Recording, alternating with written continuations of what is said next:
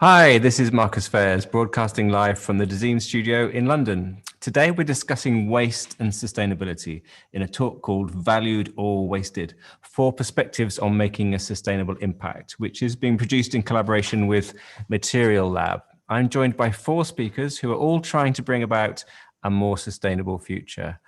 Our first panelist is the sustainability writer, Katie Treggiden. Hi, Katie. Katie, can you hear me? No? Okay, well... Unmute in a classic Zoom move, I do apologise. You're there, that's the main thing we needed to know. We've got William Chizhovsky, who's founder of the Good Plastic Company. Hi, William. Yeah, hi, Marcus. Hi, colleagues. And finally, Koon, she's co-founder of the ethical design brand Nature Squared. Hi, Koon. Hi. And I didn't mean finally at all. What I meant was second to finally, because our final panelist is Jason Bridges from Johnson Tiles. Hi, Jason. Hi, Marcus. Good afternoon. Nice to meet you all. Anyway, let's find out a little bit more about all of the panelists. Katie, first of all, with you, can you just briefly tell us who you are and what you do and where you are? I can guess by your surname, though, of course. Yes, I am in Cornwall. As you can probably tell by the sun streaming through the blinds. I guess I would describe myself as a purpose-driven craft and design journalist. I've been writing about craft and design for about 10 years. And I'm the author of 5 books, including Wasted, When Trash Becomes Treasure, which I think is the one we'll be talking about most today. Also a journalist for publications like Elle Decoration, Crafts Magazine, The Observer, The Guardian, and one-time design reporter for Dezeen.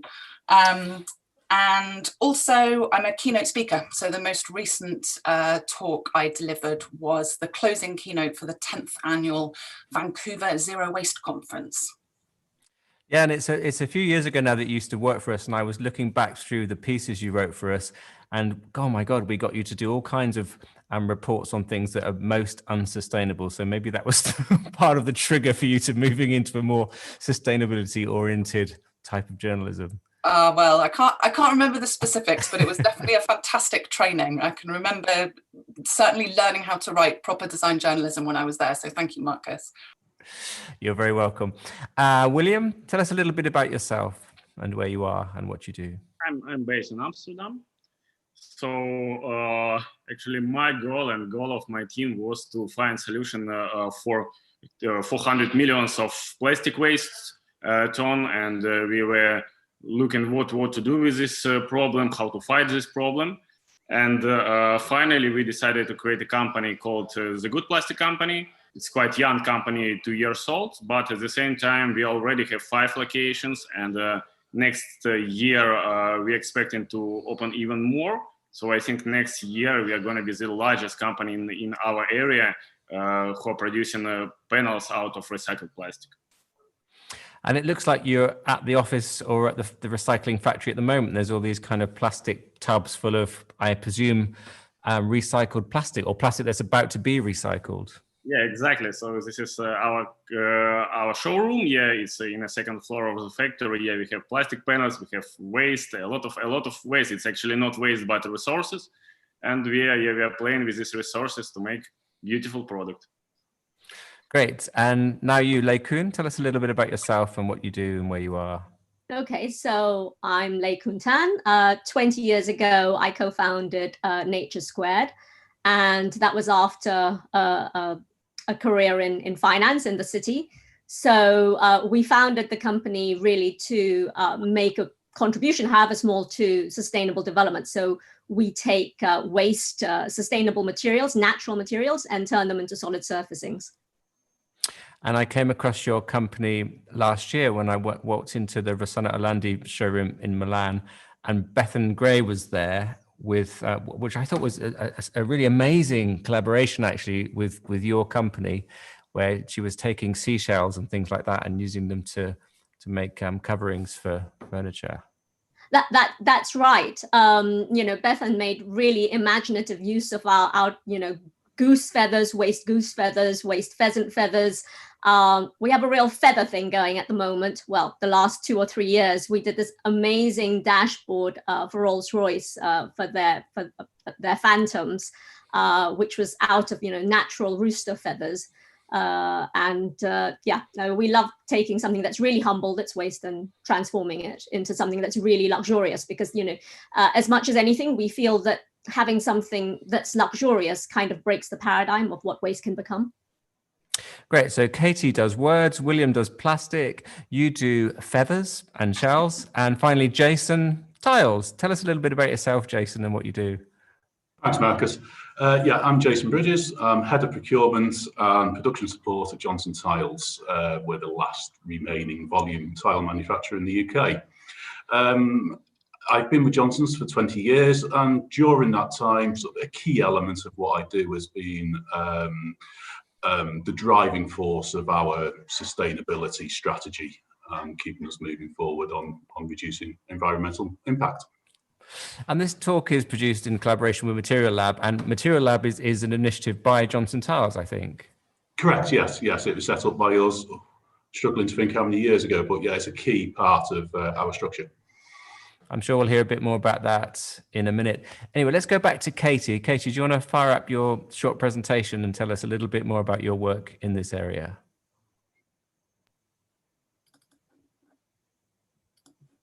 Can you see that? Perfect. Perfect. Right, well, I want to talk a little bit about something that I explore in the introduction to my book, Wasted When Trash Becomes Treasure. But before I go into the explanation, perhaps I can demonstrate it for you. These are my notes for today's meeting. I'm not the most techie of people, so I made very detailed notes in our AV checks, and this is all the information that we've been given from Dezeen. Now, this has been the most important piece of paper on my desk this week. I've been guarding it with my life, but we're here now. I can see Marcus, I can see the other panelists, and hopefully everybody tuning in can hear me fine. So I don't need this anymore. This very valuable, important piece of paper has become waste. Trash, rubbish, as meaningless and valueless to me as the contents of the bin under my desk. And that's what I explore in the introduction to the book, the idea that waste is not a fact, but a category. And Aurelia Boscali says that we separate ourselves from waste by drawing a boundary around ourselves, and that helps to maintain order, value, and identity.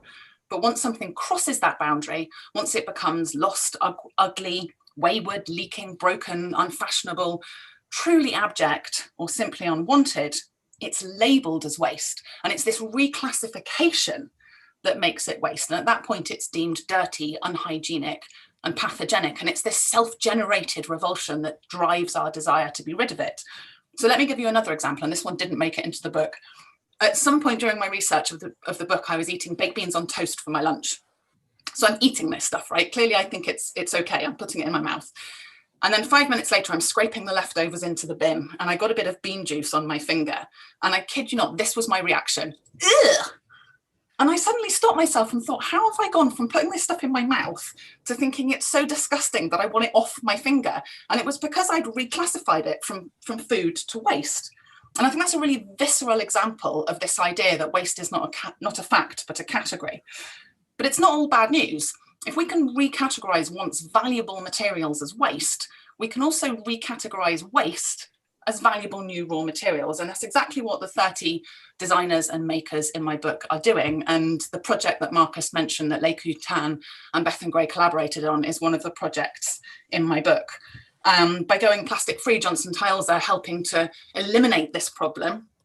And the Good Plastic Company is obviously another example of reclassifying something that had been considered waste as something that's valuable again. And so I guess that's what I'm interested in, is that moment of reclassification or reverse reclassification when valuable raw materials become waste, or when waste once again becomes a valuable raw material. Great. If you'd like to unshare your screen now so we can see you again. I will. So it sounds a little bit like what you're saying is that it's a question of semantics as much as anything else, that we designate things as waste, therefore we don't value them, rather than them not having any intrinsic value. Yeah, and I think that's absolutely true. And it's really interesting. The idea of semantics wasn't something I'd thought of before I started interviewing the designers in the book, but pretty much every single one of them spontaneously raised the idea of the word waste itself being problematic. and this idea that we shouldn't be calling it waste, we should be calling it sort of second life resources or new resources. And in fact, William, I think you mentioned something earlier about the fact that it's not waste, it's a resource. And I think that language is really important. Sometimes we underestimate the importance of what we call things, but I think that's one of the important steps in overcoming some of this stuff and reusing this material. Keeping the second tenet of the circular economy is keeping objects and materials in use. And I think this idea of reclassifying and renaming waste as a resource is a really important way of doing that. I think similarly for me personally, when I first heard that phrase, when you talk about to throw something away, and then there's the expression, there's no such place as away, that had a really profound impact on me as well, because it's like, oh, hang on a minute, you throw it away, it's still here, maybe not in my territory, but it's in someone's territory. Yeah, absolutely. And that's actually one of the things I explore in the book is where is away, and what are these boundaries that things are crossing to be reclassified as waste. And I think that's another really important sort of mental shift. So tell us about the book as part of your journey towards becoming kind of like quite a force really in the sustainability movement, in the circular design movement. What is the objective of the book, and how does it fit into the other things that you do?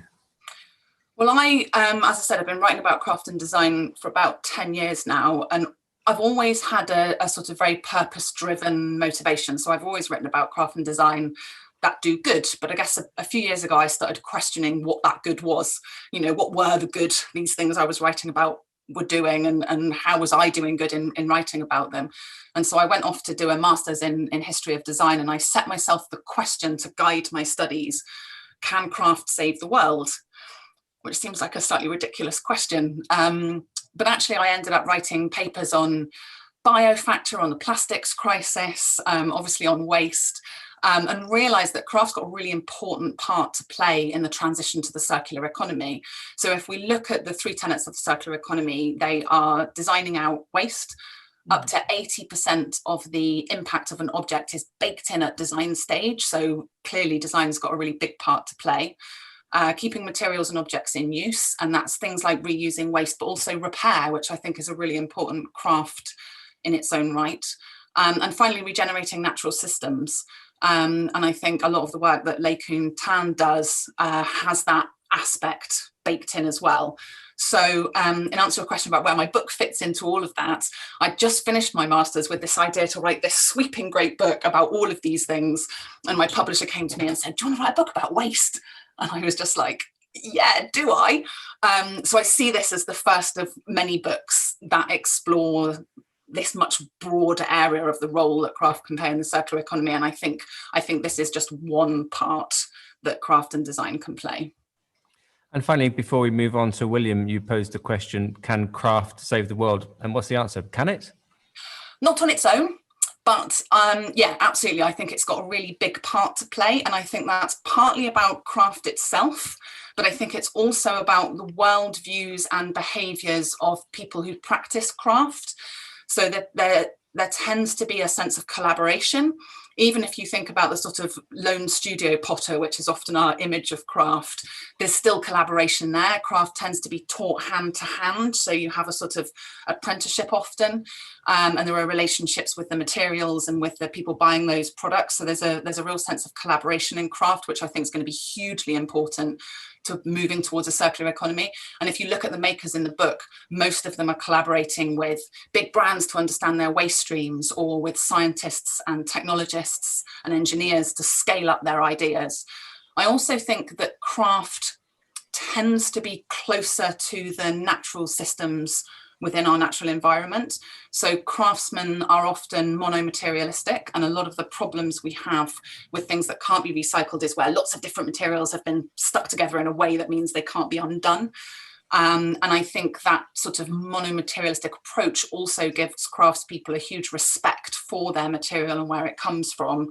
And, you know, they want to be able to keep getting it. And so they're very interested in sort of regenerative systems that make sure, you know, Seb Cox comes to mind, and his coppiced willow and coppiced hazel, that he's only using wood that is sort of very replaceable and grows every time it's cut. And I think that's typical of crafts as well. So I think it's about the worldviews that we can learn from craftspeople as well as the physical making skills. I think both of those things will be important.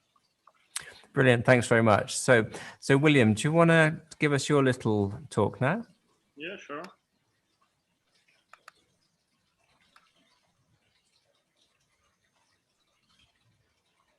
Do you see my screen? I can see something. Yes, I can see your screen now. Yeah. Yeah, so just to elaborate a bit about circular economy, our main idea was that in order to create impact, we really have to develop some scalable solution.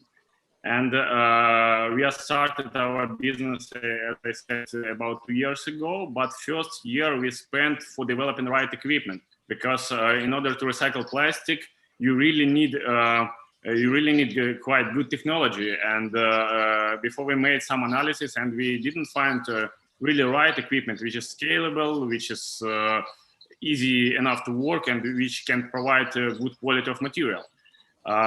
Also, our goal was to produce something where we can utilize a lot of plastic material. I mean, a lot of plastic waste, because if you will produce something small, I doubt if you can really make impact, because with millions and millions of tons, you really have to produce something larger one. And one of our panel usually has a weight about like 20, 30, 50 kilograms even. And it's really a lot of plastic waste can be there. And to use it for interior design, to use it for furniture production, it can really help a lot. So after creating the equipment, now our goal is to build a lot of production facilities all over the world in order to work with the local plastic. And actually now we have 2 production facilities, 5 locations, and just after the new year we are going to launch our 3rd and probably the largest location near London. So UK will be our main location. Yeah, so this is a goal, and our concept again is about circularity, about sustainability. If plastic waste came to our hand, it's not be a waste anymore. Even at the end of lifetime, we are ready to get back the material, the product, would it be table or panels or anything else, and to recycle it and to give new one. So this is important. And this is our goal. And also, I believe that the problem in general in the circular economy, I have a PhD actually in circular economy, it's mainly about demand for this product. And we all have to create demand for this product, because as market is larger, as easier to produce it, as cheaper will be the product itself, and as larger impact we will get. So creation of demand for this material in every applicability where it's possible, it is a really important goal, I think. And also in our product, we want to show that circular material can be beautiful as well. And yeah, I think it's beautiful. And at the same time, we do not want to make kind of trade-off between beauty and circularity, because of course you can add something additionally to the material to make it even better. Virgin plastic, I don't know, some aluminum, some food stuff and other stuff, but at the end of the day, this material will be not recyclable anymore, it's downcycling. That's why we do not add anything. It's just 100% recycled plastic without glue, without any other stuff there. Yeah, so this is our mission, and we are trying to make impact, and we are always quite flexible and open for new ideas, for new materials, because we can recycle not only plastic, but now we are starting to work with polyurethane. It's already our first step for recycling of clothes, which is also a large problem of waste as well. And yeah, if you have any ideas and you want to try any material, yeah, we are absolutely open to talk. We are flexible and we can do it fast because our material is quite productive, so we can produce a lot. So please, yeah, we are open.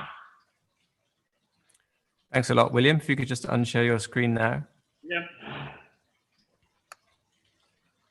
So your company is called the Good Plastic Company. I mean, there would be some people that would say there's no such thing as a good plastic, but I guess you must believe that plastic does have a role in the world, even though it's dug out of the earth in the form of fossil fuels. It's a good use of those materials eventually. Yeah, absolutely. So our idea of our name was that usually plastic has a negative connotation because it's polluted our world. Sometimes it's not really nice product and so on. But in reality, it's nice product. It's very durable. So yeah, we all know that it can last for 500 years even more. It's water resistance. It's very easy to work exactly as wood. So that's why as more architects and designers will work with plastic, with recycled plastic, as better, I think. And the sheets that you're talking about, what kind of plastic, recycled plastic, are they made of? What type of plastic is that? Yeah. Every our sheet has its own history, own story. So for some of them from domestic electronics, like refrigerators, for example, or ovens.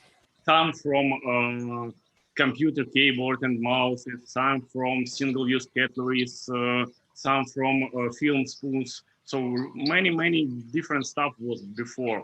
Yeah, and it's amazing. It's amazing that you can tell, look, this is stable, but before it was, I don't know, computer mouses, for example. But is it ABS or is it polypropylene or is it nylon or what kind of plastic material is it? All type of plastics. So our machinery are allowed to, so it's quite sophisticated. We are collecting data based on our production of each plastic in order to develop best recipe. So we are working with, our main material is polystyrene. It's a lot of packaging made out of polystyrene. But of course, we are working with LDP, which is plastic bags. We are working with HDP, toys, bottle tops, and so on. We are working with acrylic. We are working with PETG, ABS. This is car industry, and we are talking with a number of large car production corporation to recycle their waste. So yeah, it's almost any type of plastic. Currently, we are not working with toxic plastic like PVC, but for all other types, it's good to work with our equipment. And you mix the different types of plastic together to make these sheets, or is each sheet made of one type of plastic?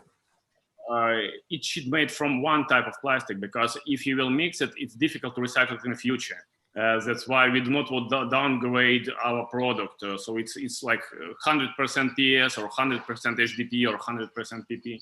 So this, yeah, how it works. And the sheets, explain again what the sheets are used for. So you sell these, to designers or interior companies and so on and so forth? Or? Mainly it is furniture. It is also interior design. We have some project for exterior design, so it's also good for outdoor use.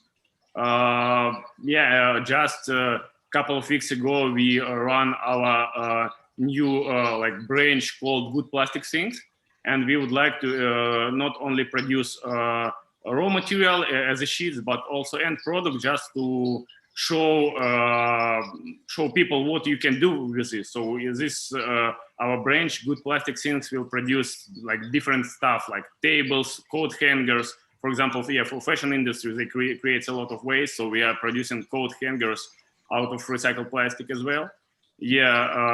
It can be a lot. Even just last week, we've made some masterpiece out of our waste. So even if you will have waste, we are again putting it to our production and make kind of art panels. So people use it for again as a masterpiece in their home or in offices as well. So we are trying to be zero waste. So even waste are becoming masterpieces. Brilliant. Thanks so much, William. Let's go to you now, Koon. Yep. Can you hear me, Koon? I can.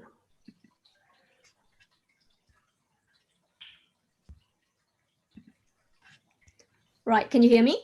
Mm-hmm. Okay. And I can see your screen as well now. Wonderful. Okay, so as I explained in the introduction, what we do is we take sustainable natural materials, which are mostly waste, and we turn it into a surface that will be used in interiors or architecture or as a product component. Perhaps I should start one step back with how we define sustainability, because I think these days, it's the textbook definition that you have to have due regard, not just for the environmental part of it, but also the social part of it.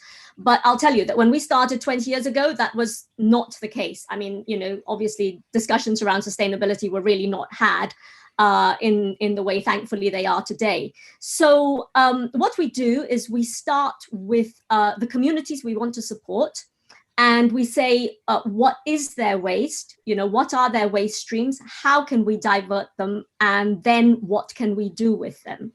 So on this slide, what I show, these four young gentlemen are members of a fishing community that we support in the Philippines, where our production is based.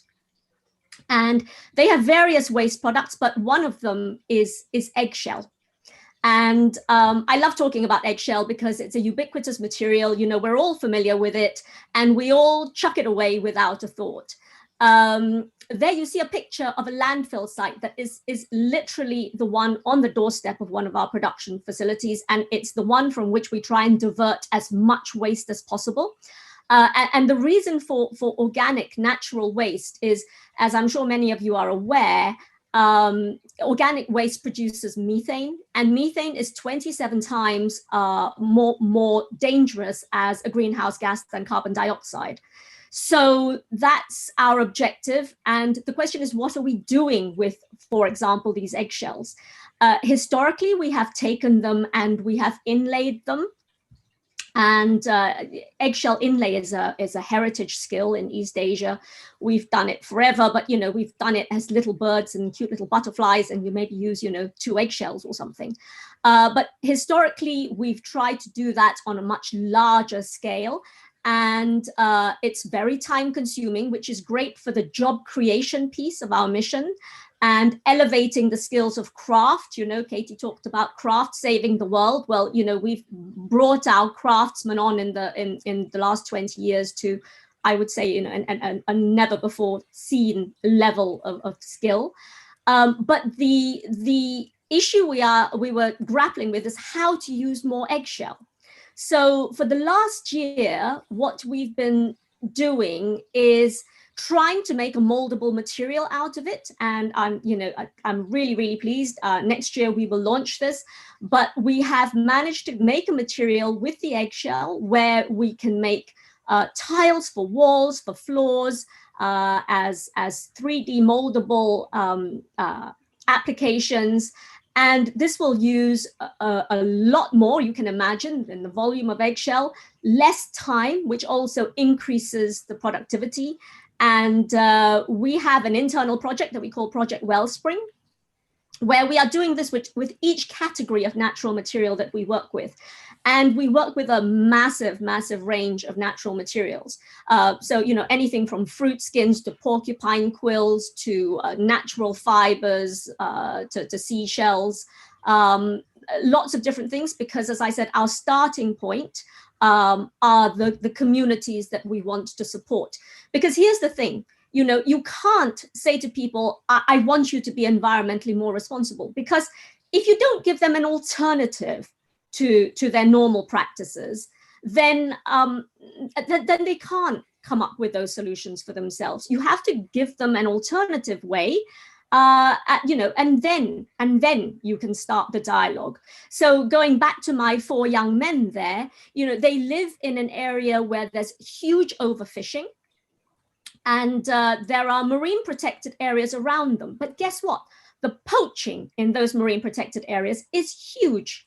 But to the extent that we can, in buying the waste eggshell, in buying the waste shell, monetize that for them, augment their livelihoods, that takes that impetus, that pressure away from the need to make their livelihoods a way that we would prefer them not to. Brilliant. Thank you so much. If you could just unshare your screen. Yeah. So the 4 boys, whereabouts are they? Which country do they live in? They're in the Philippines. Yes. Our 2 production facilities are in the Philippines. And I am so ashamed to say that before we were looking to start this, I had never been there. I'm Malaysian myself. They're a neighboring country, but I had never been there. But when we went and looked, we said, okay, this is somewhere where we have to do something, because there is one of 18 centers of mega biodiversity in the world. I think they are ranked 4th for endemic plant species, 5th for birds. They're part of the Coral Triangle. They're also the 67th poorest country in the world. And the fact is that, they export their people. Here in this country, when you're in the NHS, when you're in our care homes, you see the wonderful care workers you have from the Philippines. And so they export their talent, which means that the challenge for sustainable development for them is massive. It's compounded by that brain drain. So there's the environmental protection imperative, as well as all the other things I mentioned, and that we're trying to come up with a holistic solution that at least tries to help. So you're trying to be both materially sustainable, but also socially sustainable, because I suppose for you the benefit to the people is important. Is it as the benefit to the removal of waste from the system? Absolutely, they go hand in hand. I mean, Marcus, as I say, you can't do the one without the other. The other thing I would say is, with taking craft to that level of quality, that's not just to be able to say, look what amazing quality we produce. It's ironically, I was saying this at a talk I was giving last week, the ultimate in circularity is to make sure that something doesn't have to be disposed of ever. So if you get something that has that heirloom feel to it, that luxurious feel to it, and users value it, then it's not thrown away. Then you don't have to worry about its disposal. So that's the logic. And here in the West, it's very easy to look at places in the Southern Hemisphere or Southeast Asia and think, well, look, they have all this amazing wildlife and they're in poverty, yes, but they shouldn't be allowed to develop in the same way that we have, because look at the mess we made of it. They shouldn't be allowed airports. They shouldn't be allowed factories and so on and so forth. What do you think there's a kind of colonial attitude in this, where we're sort of wagging our fingers and expecting them to not want the same things as us? Absolutely. It goes to the heart of what we do, that we say, give people an alternative and don't lecture them. It is not for us to lecture other people. I think in this country, after the Industrial Revolution, I don't think there are any lessons we can give to other people. But I also think, there's an awful lot of talk these days about things having to be done around the churchyard. I need to produce and consume in the same place. Well, that's terrific if you live in a developed country, but what do you expect developing countries to do if they can't trade? Because the consumption power is not there. They cannot develop themselves out of it. So if you take the trade element out of it, then you're not giving them a way out, the way out that all developed countries had when we did what we did, right? And finally, you talk about tiles made of eggs. I mean, are we talking about chicken eggs here, or ostrich eggs, or hopefully not turtle eggs? No, absolutely not. In principle, anything, but these are chicken eggs, because obviously they're the most ubiquitous, and we are diverting them from farms, from restaurants, from private households. And our hope is that when we can get this to work, that we can replicate it, and we're hoping to do the next iteration of this with feathers, and the next iteration of this with fruit skins, and so on. So I was going to say, where do you find enough eggshells to be able to make a useful product from? So, but they're not coming from one giant chicken rearing shed somewhere. They're coming from all different restaurants, yes, and different uses. Yes. I mean, we are very we're very shallow and very broad, because we're trying to benefit as many people as possible. It's somewhat based on a microfinance type model, which you guys may be familiar with, because small amounts of money to people at a grassroots level actually achieves a great deal to that individual, to that family, and that's been our model since the very beginning. And how do you incentivize people to see the value in waste? I remember my parents telling me about how they would, they'd buy a bottle of pop and then they would take the bottle back because they got a deposit. And I don't remember that in my country, but I remember going on holiday to Spain when I was young, and we would cycle to the shop and buy the bottles of lemonade or whatever, and then we drink them, and then we'd cycle all the way back to the shop again to get whatever the refund was or whatever, which of course we don't bother now because it's just simply not worth the time it takes. That's right. But it goes back to what I think, Katie, you said right at the beginning. It's about perception. And even if I say it myself, the things we make are beautiful. And we aim for beauty because the reaction to beauty is visceral.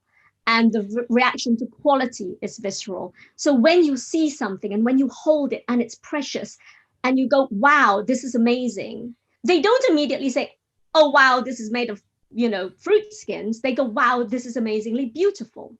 And then, frankly, there are lots of people who don't want to know that it's made of fruit skins, right? But for those who are, then you get a double wow effect, which is, one, I think it's beautiful. I think it's stunning. And I want to keep it. I want it, because let's face it, as we have this acquisitive part to us, or at least most of us do. And this is something that it's beautiful. I treasure it. And then, oh my goodness, it's made of something as mundane as eggshells or feathers or whatever it may be. Brilliant. Thank you so much. Let's go to you now, Jason. Hi, Marcus. Am I on? Hiya. Okay, do you want me to share the screen? Yeah, I can see you now. Yes, go ahead and share the screen, please. Okay.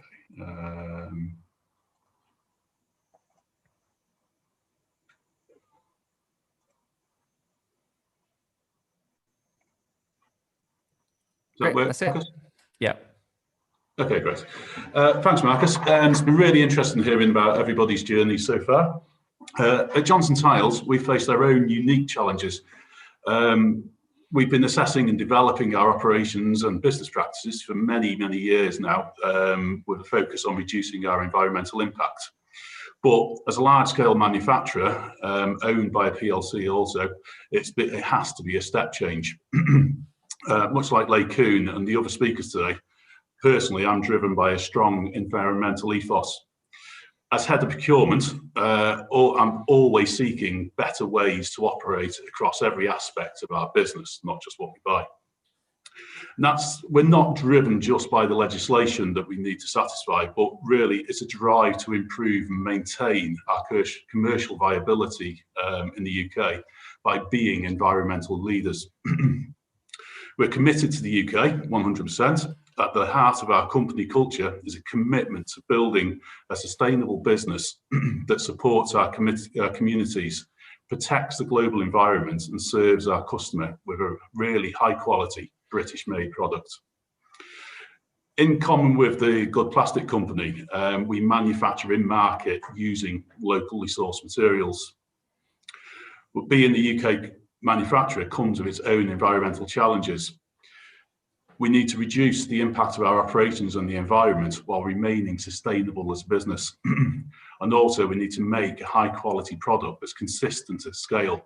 That's where it's slightly different to the crafting that Katie was talking about.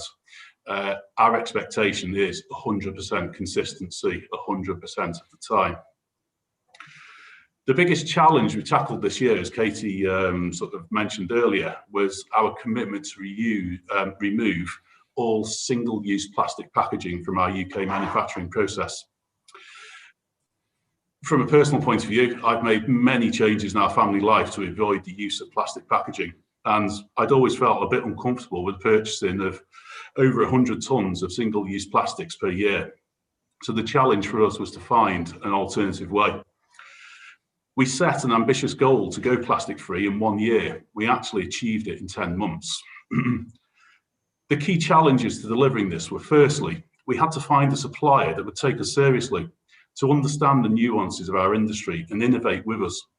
At the outset, suitable products weren't available, but with tenacity and having approached almost 100 different suppliers, we found a supply partner that was willing to join us on the journey.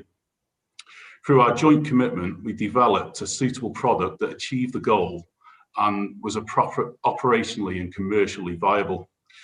This was a pallet wrap made from sugarcane waste, 100% recyclable and carbon neutral. To achieve the development, we needed to make a major commitment, which was equivalent to 2 years worth of stock. And the success of this now affords an opportunity for other areas of the UK industry to join and take advantage of the new product that's been developed for pallet stabilisation.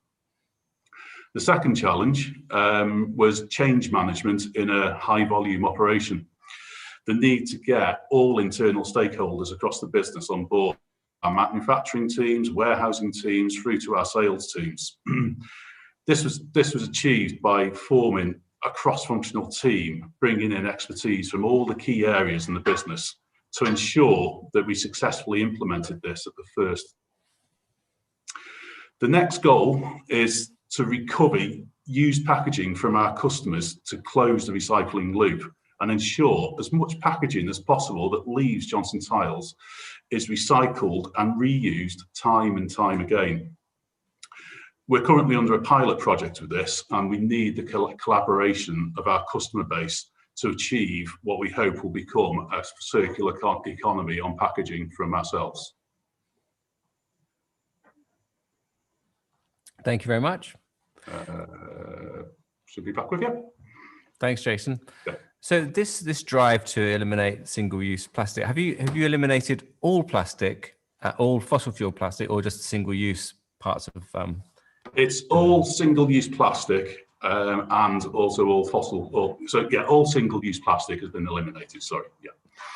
Oh, congratulations on that.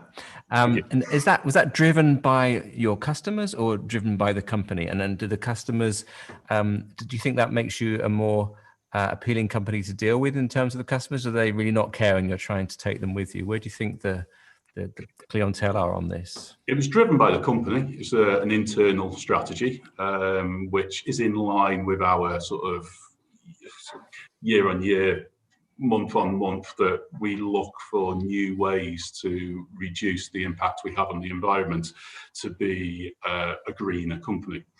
As regards customers, I'm not 100% sure. Feedback we've had has been really, really positive. Whether that makes a customer buy our product or an alternative, I suppose, remains to be seen. Well, hopefully a few more of them will find out about it through this then, and you might get some good feedback. But what about the tiles themselves then? Can everything be made circular, or are there some easy wins like the packaging, for example? But I imagine it's much harder with a tile, because once you've sold the tiles, they could be made from renewable resources, but then the customer has them on the wall of their restaurant, and then they decide to change the wall finish, and then they hack them off and chuck them away. How much control can you have over that side of things? Yeah, the tile that we produce has around about a 20% recycled content anyway. Once it's been used and is at a customer, it actually becomes very difficult to sort of unilaterally recover that. It is possible, but to do it unilaterally, the carbon footprint would be far too huge, because you've obviously got your transport costs of getting it back to site, your separation of any plaster materials, adhesive materials, and to separate it all. That needs wider collaboration from the built environment, on the general recycling of products that come out of sites. And tell us a bit more about Material Lab. What is that, and how is Material Lab helping to tell people about circularity and encourage circularity? Okay. The material lab we developed in around about 2006. It's a material resource in central London and is a destination for architects, designers to a meeting point even for them to sort of have a large volume or a large variety, of products at their fingertips, and a good plastics company are part of the library there also. And does it particularly push sustainability, or is that something that you leave up to people who come in there to make their own choice? Yes, absolutely. It is all part of the message that we're trying to get across to architects, designers, the whole specification sphere. And with the pallet plastic you were talking about earlier, where do you go to ensure that you're sourcing bioplastic or whatever that is actually beneficial? Because it'd be so easy for someone to fob you off, wouldn't you, and say this is the right plastic to use. How deep do you have to go into the research to know that you're actually making a step forward? Yeah, that's covered by the supplier analysis that we do before we actually commit to making a purchase. So I personally visited the factories where this product's made, seen it turn from raw material to the product that we receive, and also the potential for the recycling it back into what it originally was in the first place. And then obviously your final receipt of that is certified that it is that product.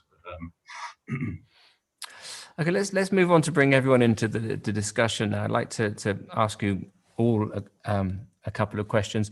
Start with Katie.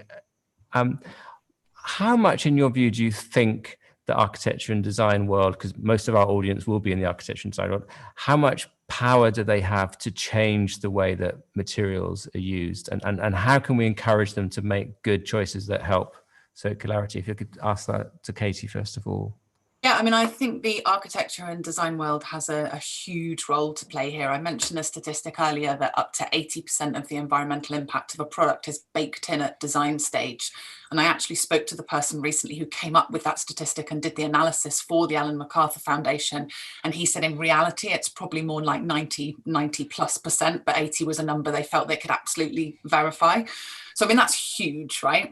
And I think there is to Jason's point about the material lab, I think there is potentially a lack of material literacy amongst many designers, particularly when it comes to these new evolving sort of materials that are made from things like sugarcane ethanol. Funnily enough, the poly wrap that my book comes in is made of the same material. It's a sort of biodegradable sugarcane plastic. And my publisher had never heard of it. And it was only because I sort of put my foot down and said, we can't wrap it in plastic. Can you imagine the social media backlash if we wrap this book in single-use plastic? And they're actually now using that across all their books. But it's that education piece. And I think there are so many new materials coming out all the time. And they're untested, unproven, unknown. And it takes something like a really comprehensive material lab, or there's an amazing online resource of sustainable materials, so that designers understand what their choices are and they don't have to default to the same materials they've always used. So I think that material literacy part is really, really important. And just tell us a bit more about this baked in thing that you mentioned. 80% of it is baked in at the design stage. What does that exactly mean? And how can we unbake it in or bake in better ingredients? So we talk about the take, make, waste model, which is the linear economy. And if you look at the make part of that, there's another little handy 3-word description, which is heat, beat, treat. And what tends to happen in a sort of post-industrial society is that when we make materials, we are fundamentally changing them.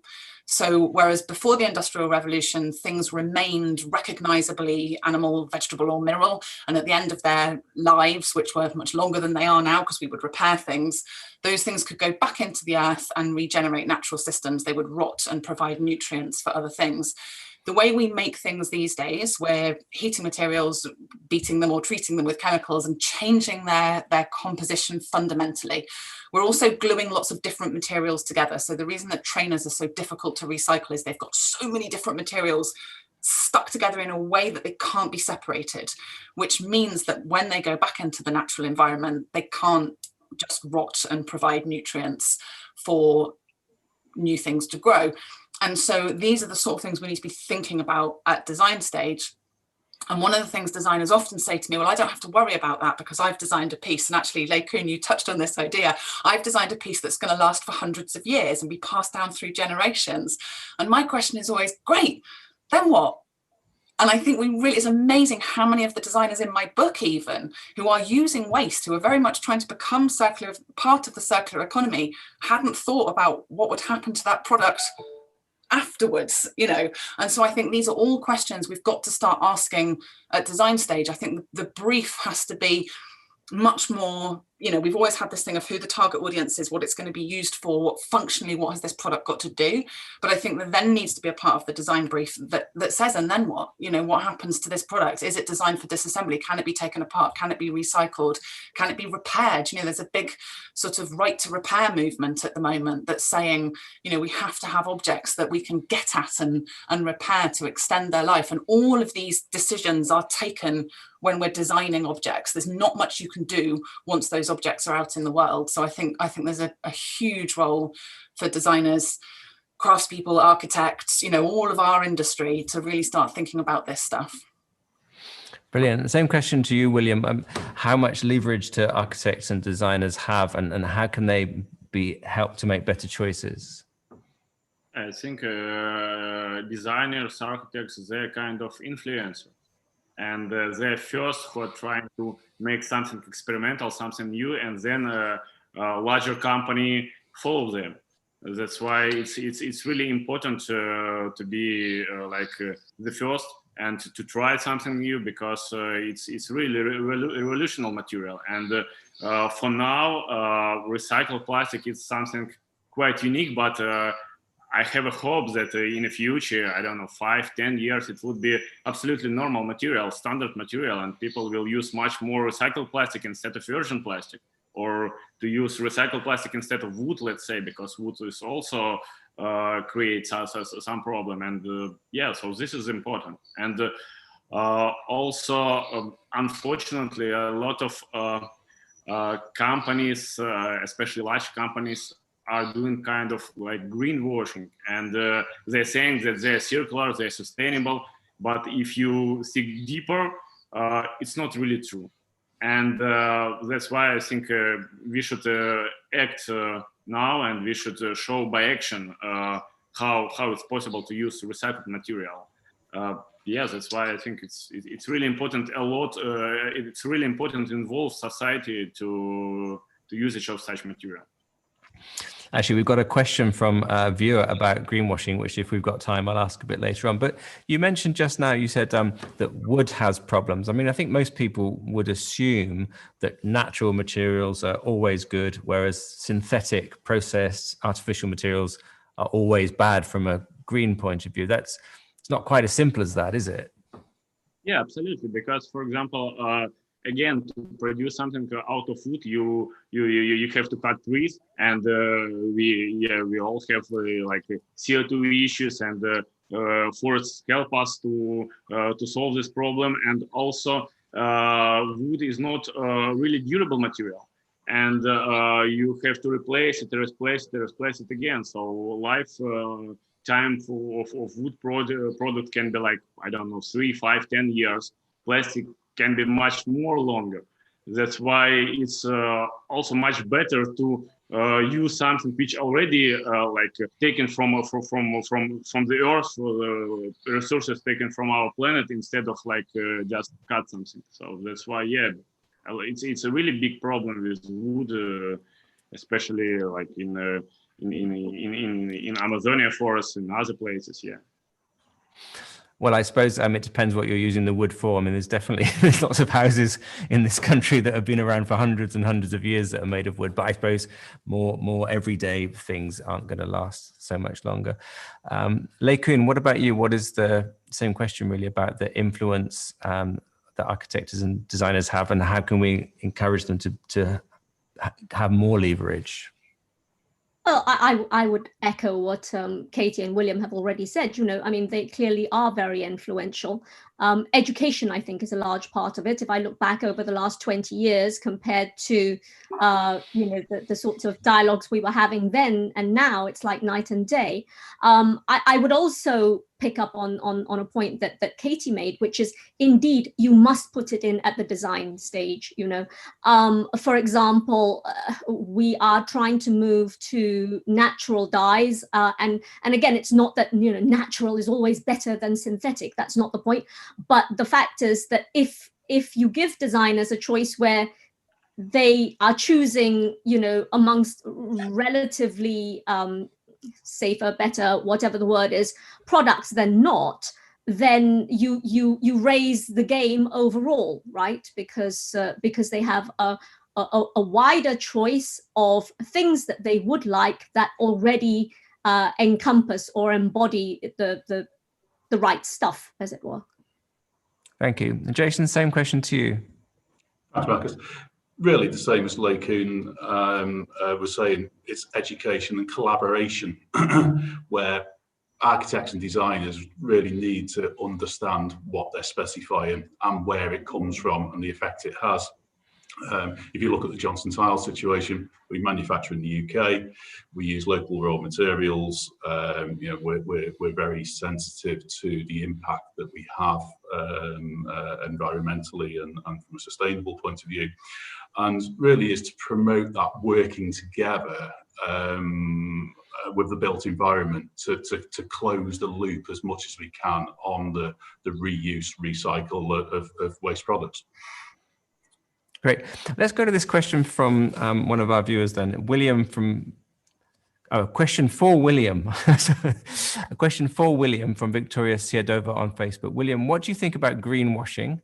And where is the line between greenwashing and real circularity? You kind of half answered this question already, but I'd like to ask it to you first, William, and then go to all the others as well. I mean, as a journalist, I've noticed this as well, the number of press releases we get from people saying, we're moving towards circularity, or we're using more sustainable materials, and then you look into it and the whole case crumbles as soon as you ask a question. Yeah, absolutely. I remember about a year ago, before COVID, it was last large exhibition about plastic production, and every company saying recyclable, recyclable, recyclable, but recyclable doesn't mean recycled. So it's a lot of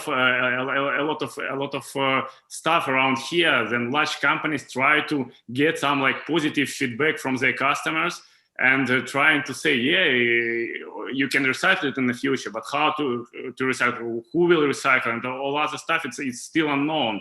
That's why, for example, our company trying to be first of all, a tech company. So we are trying always to work on R&D in order to develop some new ways of recycling, some new materials to recycle. This is important, and I think it's large companies really should help smaller companies develop their technology by maybe creating demand for their product, because I think still is the main problem in circular economy is demand. So as more people, as more large companies, especially because they have a lot of resources, can help to develop this market, can help to purchase those products as faster we will move from linear economy to circular economy. Katie, I bet you've got a strong point of view on this. I think a lot of the problem, I'm the same as you, Marcus. I receive so many press releases of people sort of claiming to be super environmentally friendly. I had one the other day that was espousing the virtues of rattan because it took carbon dioxide out of the air and released oxygen. And I was like, along with every plant on the planet. And you just you get so many of these things. I think the big issue at the moment is that there's too much marking of own homework going on. So there's a lot of sort of people making all these claims with nothing to back it up. And there's a couple of things I think can be done about that. One is there are some fantastic accreditation schemes. So the B Corporation scheme is one. It is incredibly difficult to become B Corporation certified. And I think that's a brilliant initiative that looks at planet, but also people, as Koon was saying, that's really important, looking at the social side of all this stuff as well. There's the Global Organic Textile Standard, known as GOTS. And these are things where you've actually got something external sort of looking at what you're doing. But I think a lot of it, as Jason said, goes back to education. And, you know, when you buy something in a supermarket, there's a traffic light system on the front, which tells you how good or bad it is in terms of fat, salt, you know, all the things we need to be worrying about with our diet. Now, that's an inexact science. You know, there's lots of debates about how those things are calculated, but we've managed to come up with a fairly simple traffic light system that a customer can pick up a sandwich and see whether it's red or green. I wonder if we need something similar for carbon footprints, so that, you know, most of us could estimate how much that glass cost me. You might be right, you might be wrong, but you'd have a guess. Whereas I think most people would be fairly nervous about guessing what the carbon footprint of that glass is. Most people probably wouldn't have the faintest idea where to start. And I think some sort of industry standard compulsory traffic light system that sort of, and it's an inexact science. There's lots of different ways of calculating carbon footprint. There would have to be lots of negotiations to agree on one. But I think the important thing for me is kind of external certifications and external systems, so that people aren't marking their own homework effectively. Brilliant. And we have to finish up in a minute, but Koon and Jason, do you have anything else to add about the whole, how do we overcome the tendency to greenwash? I think from our point of view, it's part of our ethos. It's something we've never really outwardly marketed that well, but it's something we've quietly got on with as part of keeping ourselves sustainable in the UK. You know, as I said, I've been with the company 20 years, and when I look at the changes that have been implemented over those 20 years on the reusing of waste materials internally, finding routes to avoid landfill, for instance, and you know, for instance, you know, a few years ago, I oversaw the implementation of No Fault Forward, whereby we had early QC. If a product wasn't going to make it to the end of the process, take it out. Let's not waste the resource and energy on getting it there just to throw it away later. So, you know, there's a lot that can be done within a volume producer, not just in ceramics, but everywhere. And finally, Koon. Yeah, I mean, the issue with external certifications, which we've looked at a lot, is a lot of them are aimed at less complex production models and less of a global reach for a small company. You know, and it's small companies where a lot of these things are issues that don't have the resources to deal with it. So I would like to see more extension of those standards to something that is more fit for purpose for you know, users like us. We've never pushed the sustainability message. You know, we never ever talked about it really until 3 or 4 years ago, because for us it was something that was very important to us. You know, it's our founding ethos, but we didn't see that much interest in it. And I think it comes down to literacy, it comes down to education, it comes down to demand. And when that happens, then, you know, hopefully people will see through greenwashing. And you said there wasn't much interest 3 or 4 years ago. Hopefully now there's more interest. Are Absolutely. things getting better? Is there another note of positivity? Absolutely. Brilliant. Thank you all so much. We're out of time. It was a fascinating discussion. You were right. Before we went live, I think it was you, Koon, who said, oh, we'll easily fill an hour. And indeed we did. It's been great to speak to you all. Thanks a lot. Bye. Thank you very much.